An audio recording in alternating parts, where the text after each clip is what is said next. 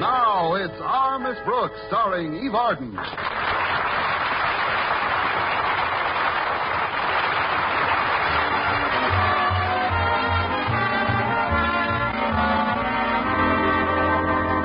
Most female teachers at Madison High School think of Mr. Boynton, the bashful biologist, as an extremely handsome, virile, irresistible individual.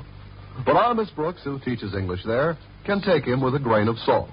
In fact, I could take him with a whole spoonful. But why waste salt on a fellow who's too shy to toss in a little pepper now and then?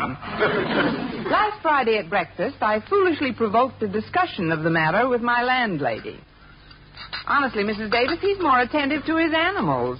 Why, yesterday he hardly noticed me because he took his dog to school for the day. It doesn't make sense. No, it doesn't. What can a dog learn in one measly day? Serves me right for mentioning it.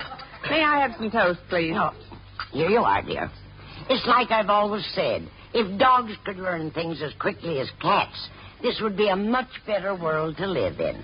For whom? No, I'm serious. Take our cat Minerva. For the past week, I've been teaching her mathematics, and she's become a whiz at it. Mathematics? Just you wait and see. Minerva! Meow! Tell me quickly now, how much is 2 and 2? Meow! Ah, that's a good girl. Well, I'll gather up the dishes now. Just a minute. 2 and 2 equals meow? Certainly. There are 4 letters in meow, aren't there? That's her way of telling me that the answer is 4. 2 meows equal 8. 3 meows equal 12, and so on. Oh, it's funny, though. She isn't so hot on the odd numbers. Look, Mrs. Davis, I started this conversational maze with the simple statement that Mr. Boynton brought his dog to school yesterday. Well, Connie, then it's simple. What's simple? You should do something to show Mr. Boynton how much you love animals. Like what? Well, why don't you take Minerva to school with you today? Oh, let's not be ridiculous, Mrs. Davis. I couldn't possibly take Minerva to... Well, come to think of it, Mr. Boynton is extremely fond of cats. It might make a hit at that. Do you think she'd behave herself in my classroom? Of course she would. She can stretch out on the seat cushion I ordered for your classroom. Seat cushion? You mentioned how trying it is, sitting on that hard chair all day. Still, I thought I'd surprise you. Oh, that's very sweet of you, Mrs. Davis. Don't mention it. I mailed a letter last night telling the store where to send it, along with another note to the place where I ordered Victor's gift. Your brother Victor? Yes. He's every bit as fond of animals as Mr. Boynton is. That's why I bought one for him yesterday. Oh, that's nice, Mrs. Davis. What did you get him? A cow. A cow? Yes. It's a female. Those are the best kind. Why on earth would you Victor buy... just moved into a little farmhouse on the edge of town, Connie. It's only a 15-minute drive from here. By and by, he'll be adding more livestock, of course. But right now, with just the one cow, I figured he'd have his hands full. He will if he plays his cards right. Well, I'd better dash off to school, Mrs. Davis. I'll have to use all my powers of persuasion to get Mr. Conklin's permission to take Minerva into class with me. All right, dear. Just put Minerva into this valise I bought for her at the pet shop. It's a cat carrier. You might leave the lid open for her, though. Oh, that won't be necessary. There are holes in the side through which she can breathe. In you go, Minerva. Here, I'll give you a hand. Oh, that's what I like about Minerva. She's so polite. Whenever you help her out, she always says 4.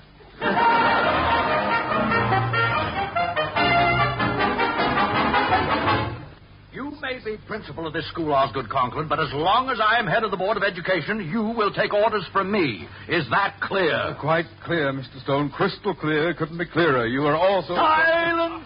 My lips are sealed. Why, when I saw that dog running loose outside the biology lab yesterday, I was shocked beyond words. You know that animals aren't allowed on school property, Osgood. How did it get in here? Answer me. Well, I haven't the slightest idea, sir. Let's make certain that no dogs invade this school today. First, you will make an early inspection tour of all classrooms. Then I want you to post a guard at the front door throughout the day. But, sir, why commission someone to do a job for which I myself am ideally suited? I'll keep a weather eye open, sir. You may be sure no animal will get past me. Come in. Good morning, Mr. Conklin. Oh, hello, Mr. Stone. Good morning, Miss Brooks. Are you, going somewhere? Oh, this is the leave. If I may ask your permission, Mr. Conklin. Permission for what? Well, you'll see as soon as I open the bag. It'll just take me a minute. Excuse me, Mr. Stone. Go right ahead. Glad you dropped in, Miss Brooks. Perhaps you can shed some light on the identity of the culprit who dared to bring an animal into this school yesterday. An animal, Mr. Stone? Specifically, a dog. When I saw it romping around outside the biology lab, I came in here to report the incident to Mr. Conklin. When I returned to the spot, it had vanished. Good. Some of those spots stay on forever. I'm afraid I can't be of much help to you, Mr. Stone. You see, mine is an English class, and I'm not one of those who are, I should say, in the habit of hanging around other labs. The labs of others, I mean. So I couldn't really shed any light on the identity of which the dog belonged to who.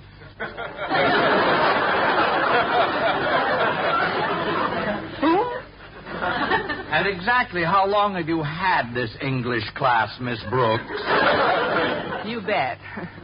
Well, please forgive my faulty syntax, Mr. Stone. The thought of a beast on the premises has frazzled my nerves a bit. Well, goodbye now. One moment. You were going to open that bag, remember? Bag? What bag? Oh, the bag.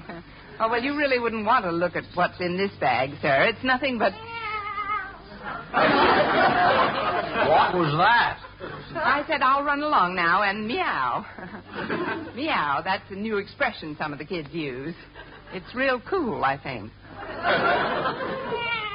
Meow. Instead of saying goodbye, they say meow. Silly, isn't it?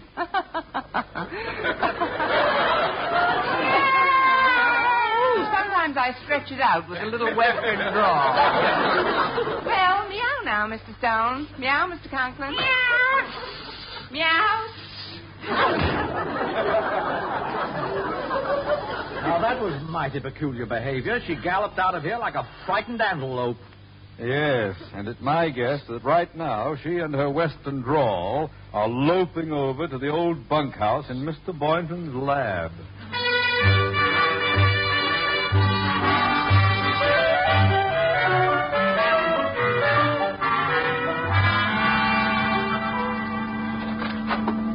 Oh, hello there, Miss Brooks. Howdy.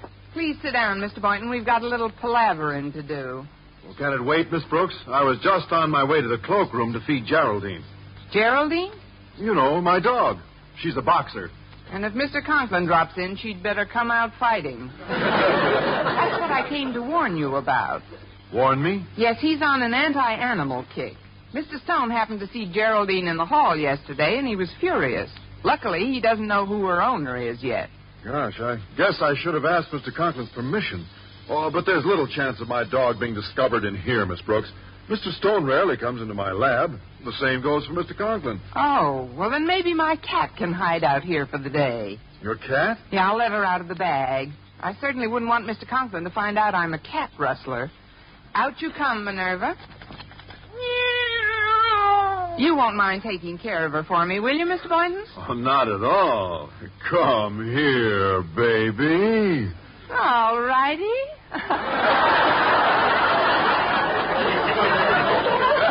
Oh, you mean her. I'm crazy about cats, Miss Brooks. Why, the minute I see one, I can't resist nestling it in my arms and stroking its little head. Now, Mrs. Davis ordered a seat cushion sent to my class today, Miss Boynton. I'll bring it over so that Minerva can stretch out in comfort. Oh, that'll be dandy. I saw Mrs. Davis at the movies last night, and she told me about her brother Victor's farmhouse and that she's buying him a cow. I just love cows, don't you? Madly. Oh, I love all animals, Mr. Boynton. You know, sometimes I get to thinking about my childhood days on Dad's farm, Miss Brooks.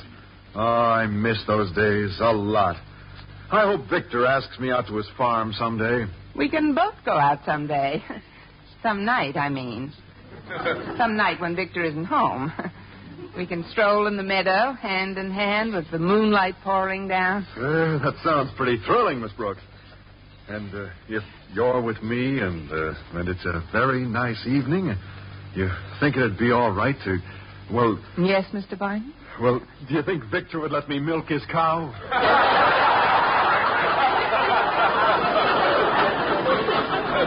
We can both milk her. You take the left side, and I'll take the right side. And I'll be homogenized before you. Oh, great. Speaking of milk, has evidently whipped up Minerva's appetite. Steady, Minerva. Mr. Conklin. Yipe. At ease. I hope you'll forgive this intrusion, Boynton. I just dropped into... Oh, hello, little pussycat. I say I just dropped in to make certain there are no dogs in here. Not that I suspect you, Boynton, but I just thought I'd take a look around. Well, I don't see any dogs on the premises. No dogs at all. Sorry to trouble you. I'll just run along now. And hello, little pussycat!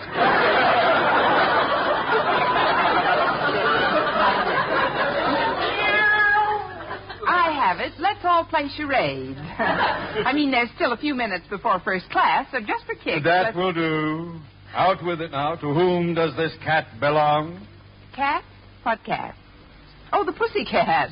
It's quite a pussycat, isn't it? Silky. It's a girl cat, no doubt. Mr. Boynton and I hadn't noticed her. Oh, that's right. She must have strayed in, sir. Nonsense. Miss Brooks, I'm beginning to understand those phantom meows I heard in my office. Now then. What are you doing to the cat's collar, Mr. Conklin? I'm removing it, Miss Brooks. It'll be an easy matter to determine the person who owns her by simply checking the number on this license tag. That person, needless to say, is a dead duck.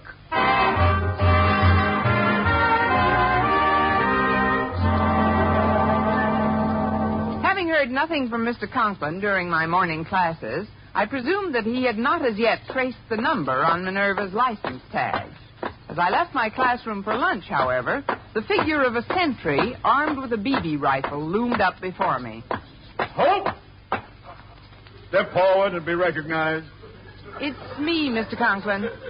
Oh, step back and be unrecognized. Aye, aye, sir. And so, having been honorably discharged, I hiked down to the school cafeteria and ordered chow. It was then that Walter Denton beckoned me to his table. Over here, Miss Brooks. Wilt thou not visit me? The plant beside me feels thy gentle dew, and every blade of grass I see from thy deep earth its quickening moisture drew. I ordered meatballs. What have you got? The same. I guess you didn't care for that bit of poetry I quoted, huh, Miss Brooks? You guessed right, Walter. Well, how do you like this one? You'd never have let the cat from the bag if you knew Mr. Conklin would grab her tag. You're either psychic or a sneak. How'd you find out I'm up the creek? Oh, that's a very provocative question, Miss Brooks. You will recall that shortly before first class this morning, our beloved principal invaded Mr. Boynton's lab and trapped you dead to rights with your furry friend. With two furry friends. Mr. Boynton lost his razor. Yeah. Well, at that time, I happened to be standing in the hall just outside the lab, and presently I heard excitement-laden voices wafted through the transom. And now, that was a moment of great decision for me, Miss Brooks. I could have either hewed to the path of dishonor by remaining in the hall and eavesdropping, or I could have taken the glorious avenue of decency by closing my ears and leaving the scene. Well? Yeah, I took the dirty road out.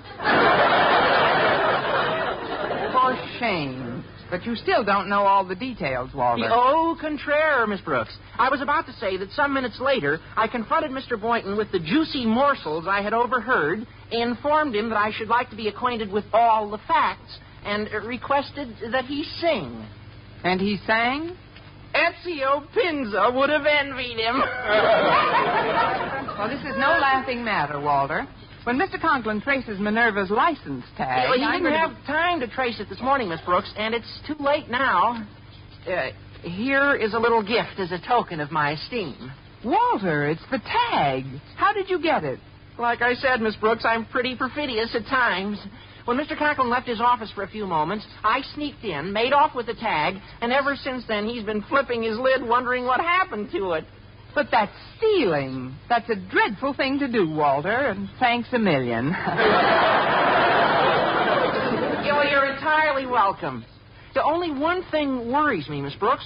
Since Mr. Conklin can't establish ownership, he'll probably confiscate your cat and send her to the pound. Oh, no. We can't let that happen to Minerva. Somehow we've got to spring her. I have an idea, Walter.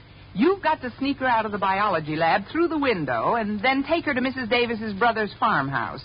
It's only a 15-minute drive from here, so you can report back to me in my classroom before the end of lunch period. Check. I know a shortcut to the farmhouse, Miss Brooks. I helped Victor move some furniture in day before yesterday.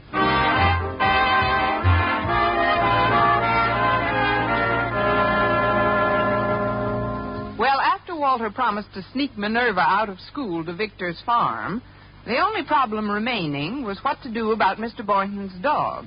In my classroom shortly after noon, I told Mr. Boynton what Walter had done. Well, I doubt that he'll get back here before the end of lunch period, Miss Brooks. It's almost 1 o'clock now. Excuse me, Mr. Boynton. I want to steal a little peek into the hallway. No sentry. Mr. Conklin apparently ducked out for a bite. Now's your chance to get rid of your dog. Oh, I've already taken care of that. I simply lowered Geraldine out the window and told her to go home. She'll be lying on the doorstep waiting for me after school, Miss Brooks. You see, she's been trained. No matter where she is, she knows how to get to my apartment house. So do I, but what good does it do? Hiya, folks. I got your cat to the farm okay, Miss Brooks. Nice work, Walter. Did you turn her over to Mrs. Davis? Not exactly. She was out shopping when I got there, but I left Minerva with her brother Victor as soon as he got through with the delivery man. Delivery man? Yeah. Some guy was delivering a seat cushion. What? But that cushion was supposed to be delivered to my classroom. Good old absent-minded Mrs. Davis. Miss Brooks? Yes? A sign here. For what? For this. Oh, no. Wait a minute, mister. This is a cow. You got good eyes, lady. We'll give you the bucket free. Gosh, a real cow. I haven't milked a cow in 14 years. Hand me that bucket, Walter. Oh, no, you don't. This is no time to improve your handshake. Listen, mister, my landlady evidently got confused. There's been a dreadful mistake, but you'll simply have to take back this cow. Oh, I'm sorry, lady. That'll take a separate order, and our company's jammed up for the day. Give him a call, though. Maybe we can take her tomorrow. Well, you've got to be reasonable. You can't leave a cow here overnight. This is a public school under the supervision of the federal government. Let's keep politics out of this. I'll be going now. So long, lady. I just caught a glimpse of Mr. Conklin and his daughter Harriet coming up the school steps. What'll we do? Mr. Boynton, cut that out.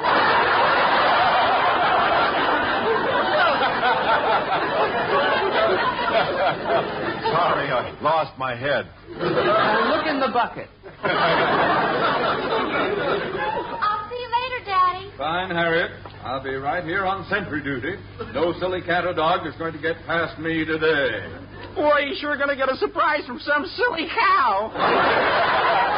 Not if I can help it. Quick, close the door. Now, listen carefully, Walter. I want you to stay here with the cow and see that absolutely no one enters this classroom. Then after school's over, when the sentry leaves, we can escape with the cow. Okay, Miss Brooks, you can depend on me. What can I do to help, Miss Brooks? Just hand me that valise. The other one.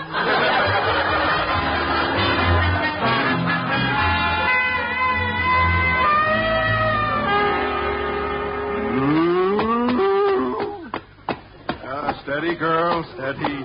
You're in good hands. 10 after 3, Walter. As soon as Miss Brooks gets back, we can... Who goes there? A friend. I'm unarmed. Wait till I pull the chair away from the door. Hi, Miss Brooks. See anybody in the hall? Just Harriet Conklin. She was on her way to a dramatics club meeting. I saw Mr. Conklin getting into his car, so now's our chance to make the break. You men bring up the rear. We girls will lead the way. Come along, Bossy.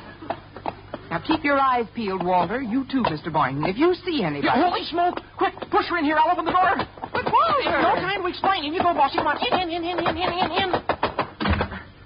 All right, Walter. Now, would you mind explaining what we and a strange cow are doing in Mr. Conklin's office? Well, I just saw Harriet Conklin coming down the stairs. Oh, but we're safe in here. She never comes into Mr. Conklin's office when he isn't around. Oh, quick thinking, Walter. Hi, Daddy. I thought you'd gone home. I forgot something in my office, Harriet. Whoops, he's around. Down. What on earth is going on in there? Well, I'll soon find out. Back the cow into the closet. Hurry. Come on, Bossy. Back. Come on, in you go all the way. That's it.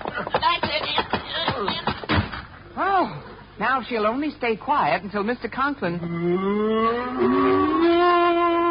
over Miami.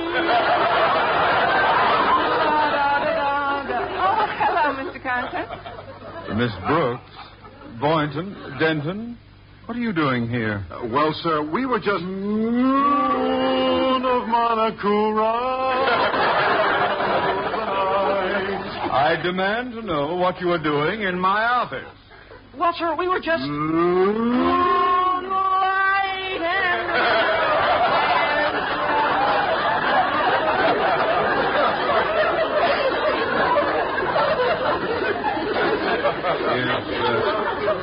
Is the song fest over now?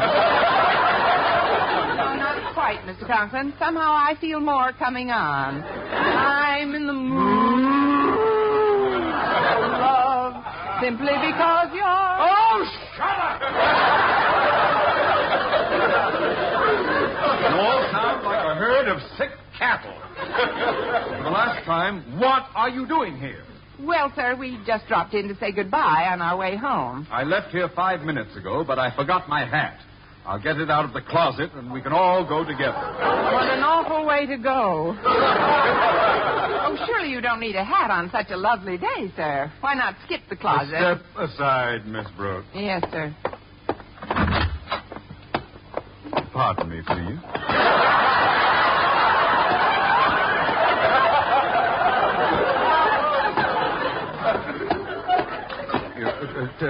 Take it easy. Take it easy. I just want to get my hat. Seems to be on the floor. If I can just reach it. I've got it now.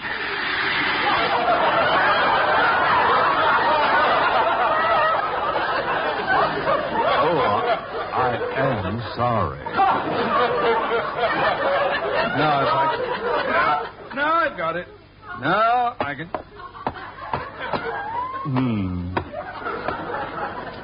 Pardon me again, please.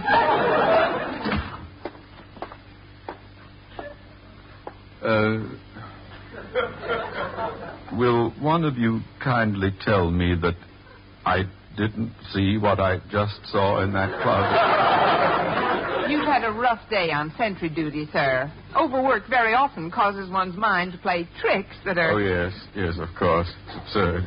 I'm convinced the whole thing was a mirage, notwithstanding the indisputable fact that my hat here, as you can plainly see, is half filled with cream. Just to reassure myself, however, I'd like to take another look in the closet. This time you will follow me, Miss Brooks. Oh, it's rather late, Mr. Conklin. Let's do it in the morning. You follow me now, Miss Brooks. And I do mean now. Yes, sir.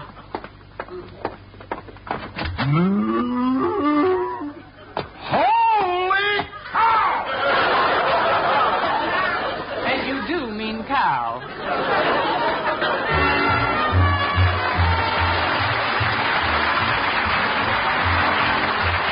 Miss Brooks, starring Eve Arden, Frank Club, and produced and directed by Larry Burns, written by Joe Quillen and Al Lewis, with the music of Bud Luster. Mr. Conklin was played by Gale Gordon.